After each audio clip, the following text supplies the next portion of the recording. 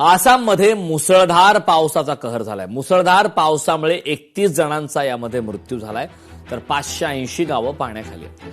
हाहाकार पाहायला मिळत आहे. जम्मू काश्मीर, हिमाचल प्रदेश, उत्तराखंड आणि आसाममध्ये मुसळधार पाऊस झालाय. पूर, ढगफुटी आणि भूस्खलनामुळे प्रचंड जीवित व वित्तहानी झाली. तब्बल 580 गावं ही पाण्याखाली आहेत. आसाममध्ये मुसळधार पावसाचा कहर पाहायला मिळतोय. हे दृश्य आपण पाहतोय. जीवघेण्या पद्धतीनं प्रवास करावा लागतोय. रस्त्यांना नद्यांचं स्वरूप आलंय. बातमी सिक्कीममधून आहे. सिक्कीम येथील NHPC बोगदा कोसळल्याची घटना घडली आहे. भूस्खलनात मृतांचा आकडा 20 वर गेलाय.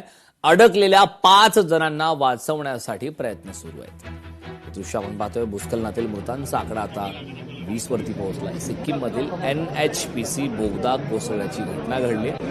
या ठिकाणी भूस्खलन झाल्याने भूस्खलनामुळे मृतांचा आकडा आता 20 वर पोहोचलाय. तर त्यामध्ये अडकलेल्या 5 जणांना वाचवण्यासाठी शर्थीचे प्रयत्न सुरू आहेत. त्या ठिकाणची ही दृश्य मराठीच्या स्क्रीनवर